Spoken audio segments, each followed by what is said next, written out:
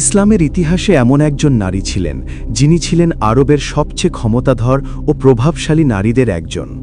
তিনি ছিলেন মহানবী হজরত মোহাম্মদ সাল্লাল্লাহু আলাইহি ওয়াসাল্লামের নিজের চাচি। কিন্তু আশ্চর্যের বিষয় হল, এই নারী পরিণত হয়েছিলেন নবীজির সবচেয়ে ভয়ঙ্কর শত্রুদের একজন হিসেবে। কেন একজন চাচি নিজের ভাতিজাকে এতটা ঘৃণা করতে পারেন? কেন তিনি দিনের পর দিন নবীজিকে অপমান করতেন, কাঁটা ছড়িয়ে দিতেন তার চলার পথে, মানুষের সামনে তাকে অপদস্থ করতেন এবং প্রকাশ্যে ইসলামকে তুচ্ছ-তাচ্ছিল্য করতেন? আর কেনই বা এমন হল যে স্বয়ং আল্লাহ তাআলা তার জবাবে পবিত্র কুরআনে একটি পূর্ণাঙ্গ সূরা নাজিল করলেন? আজকের এই ভিডিওতে আমরা জানব সূরা লাহাব নাজিল হওয়ার সেই ভয়ঙ্কর ইতিহাস, যে ইতিহাস কাঁপিয়ে দিয়েছিল মক্কার কুরাইশদের এবং চিরদিনের জন্য লাঞ্ছিত করে দিয়েছিল এক অহংকারী নারী ও তার স্বামীকে। চলুন ফিরে যাই সেই সময় যখন মক্কার আকাশে উঠেছিল তাওহীদের ডাক, আর সেই ডাকে আগুনে পুড়ছিল কুফর ও অহংকার। ঘটনাটি শুরু হয়েছিল মক্কার সেই বিখ্যাত পাহাড় সাফা থেকে। একদিন মহানবী হজরত মোহাম্মদ সাল্লাল্লাহু আলাইহি ওয়াসাল্লাম আল্লাহর আদেশে দাঁড়ালেন পাহাড়ের উপর এবং উচ্চস্বরে ডাক দিলেন, হে কুরাইশ গোত্র, হে আবদে মানাফ, হে আব্দুস শামস, হে ফিহার গোত্র, তোমরা সবাই একত্রিত হও। মক্কার মানুষ হতবাক হয়ে গেল, কারণ তারা জানত মোহাম্মদ সাল্লাল্লাহু আলাইহি ওয়াসাল্লাম কখনো মিথ্যা বলেন না। তিনি পরিচিত ছিলেন আল আমিন নামে, অর্থাৎ সর্বাধিক বিশ্বাসযোগ্য ব্যক্তি। সবাই জড়ো হয়ে গেল পাহাড়ের পাদদেশে। তখন নবীজি সাল্লাল্লাহু আলাইহি ওয়াসাল্লাম জিজ্ঞেস করলেন, আমি যদি তোমাদের বলি এই পাহাড়ের পেছনে একটি শত্রু সেনা রয়েছে যারা তোমাদের উপর আক্রমণ করতে আসছে, তাহলে কি তোমরা আমাকে বিশ্বাস করবে? সবাই একসাথে উত্তর দিল, হ্যাঁ অবশ্যই, কারণ আমরা কখনো আপনাকে মিথ্যা বলতে শুনিনি। ঠিক তখনই নবীজি সাল্লাল্লাহু আলাইহি ওয়াসাল্লাম ঘোষণা করলেন, তাহলে জেনে রাখো, আমি তোমাদের জন্য আল্লাহর পক্ষ থেকে একজন সতর্ককারী। তোমরা এক আল্লাহর ইবাদত করো আর শিরক পরিহার করো। এই ঘোষণাই আগুনের মতো জ্বালিয়ে দিল কুফর আর অহংকারে ভরা হৃদয়গুলোকে। আর সবার সামনে হঠাৎ করেই চিৎকার করে উঠল এক নারী, ধ্বংস হোক তোমার, এই জন্যই কি তুমি আমাদের ডাকলে? এই নারী ছিলেন উম্মে জামিল, আবু লাহাবের স্ত্রী এবং নবীজির চাচি। এই একটি কথাই ইতিহাসের গতিপথ বদলে দিয়েছিল, কারণ এই অপমানের জবাব মানুষ দেয়নি, জবাব দিয়েছিলেন স্বয়ং আল্লাহ তাআলা। আর তখনই নাজিল হয়েছিল পবিত্র কুরআনের সেই ভয়ঙ্কর সূরা লাহাব। এই নারী উম্মে জামিল শুধু একজন সাধারণ বিরোধী ছিলেন না, তিনি ছিলেন অহংকারে অন্ধ, ক্ষমতার নেশায় উন্মত্ত এবং ইসলাম বিদ্বেষে হিংস্র। তার স্বামী ছিল আবু লাহাব, নবী হজরত মোহাম্মদ সাল্লাল্লাহু আলাইহি ওয়াসাল্লামের নিজের চাচা। নাম ছিল আব্দুল উজ্জা, কিন্তু তার মুখ ছিল আগুনের মতো লালচে। এই কারণেই তাকে ডাকা হতো আবু লাহাব, অর্থাৎ আগুনের পিতা। নবীজি সাল্লাল্লাহু আলাইহি ওয়াসাল্লামের রক্তের সম্পর্ক থাকা সত্ত্বেও এই মানুষটি কখনো তাকে সমর্থন করেনি, বরং ইসলাম প্রচারের শুরু থেকেই সে হয়ে উঠেছিল নবীজির সবচেয়ে নিষ্ঠুর শত্রু। যখন নবীজি সাল্লাল্লাহু আলাইহি ওয়াসাল্লাম পথে বের হতেন, উম্মে জামিল লুকিয়ে থাকত। রাতের আধারে সে কাঁটা ছড়িয়ে দিত নবীজির চলার পথে।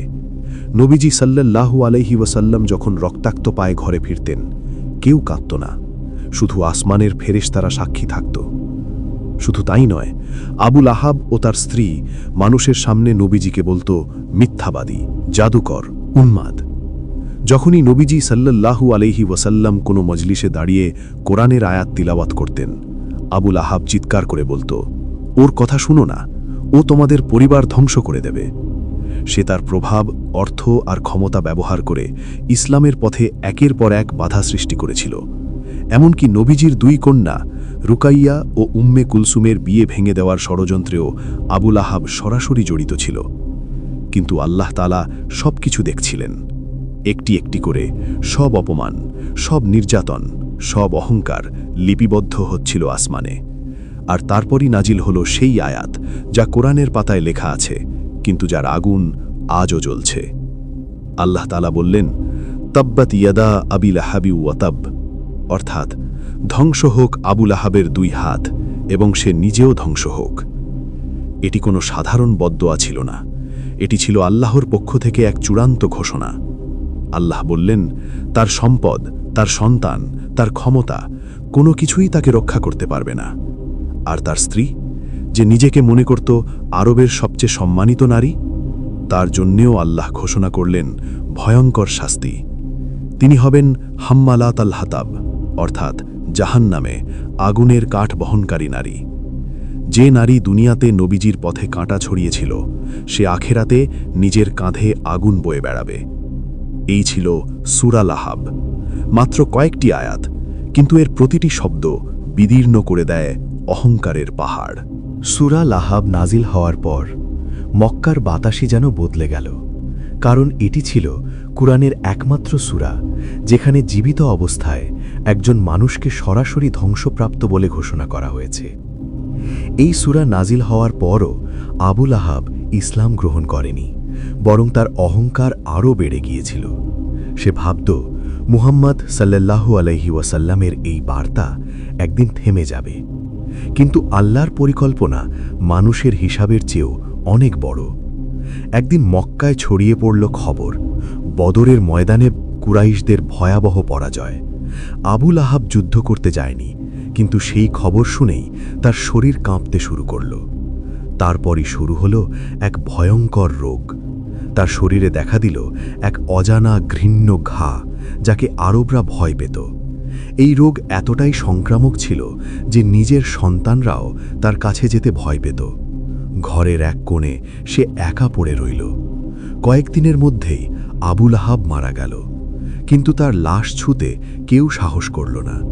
3 দিন ধরে লাশ পড়ে রইল ঘরের মধ্যে, পচতে লাগল, দুর্গন্ধ ছড়াতে লাগল চারদিকে। শেষ পর্যন্ত লোকজন দূর থেকে লাঠি দিয়ে ঠেলে একটি গর্তে ফেলে দিল লাশ, তার উপর পাথর ছড়ে ঢেকে দিল কবর। এই ছিল সেই মানুষটির পরিণতি যে আল্লাহর রাসূলের বিরোধিতা করেছিল। আর উম্মে জামিল, যে নারী নিজের ক্ষমতা নিয়ে গর্ব করত, যে নারী নবীজিকে অপমান করে হাসত মানুষের সামনে। সূরা লাহাব নাজিল হওয়ার পর সে একদিন রাগে ফুঁসতে ফুঁসতে হাতে পাথর নিয়ে মসজিদে হারামের দিকে ছুটে এলো। সে চাইছিল নবীজি সাল্লাল্লাহু আলাইহি ওয়াসাল্লামকে আঘাত করতে, কিন্তু আশ্চর্যের বিষয়, নবীজি সামনে বসে থাকলেও সে তাকে দেখতে পেল না। আল্লাহ তার চোখ অন্ধ করে দিয়েছিলেন। সে শুধু আবু বকর রাদিয়াল্লাহু আনহুকে দেখে চিৎকার করতে লাগল, কিন্তু নবীজি ছিলেন সম্পূর্ণ নিরাপদ। এই ঘটনায় প্রমাণ করে যে আল্লাহ যাকে রক্ষা করেন, দুনিয়ার কোনো শক্তি তার ক্ষতি করতে পারে না। অবশেষে উম্মে জামিলও লাঞ্ছনাকর মৃত্যুবরণ করল। তার নাম ইতিহাসে রয়ে গেল এক অভিশপ্ত নারীর প্রতীক হিসেবে। সূরা লাহাব শুধু একটি ইতিহাস নয়, এটি একটি সতর্ক বার্তা। যে আল্লাহ ও তার রাসূলের বিরোধিতা করে, তার পরিণতি কখনোই ভালো হয় না। এই সূরা আমাদের শেখায়, সম্পদ, বংশ, ক্ষমতা কিছুই আল্লাহর শাস্তি থেকে রক্ষা করতে পারে না। যে সত্যের বিরুদ্ধে দাঁড়ায়, সে যত বড়ই হোক একদিন ধ্বংস হবেই।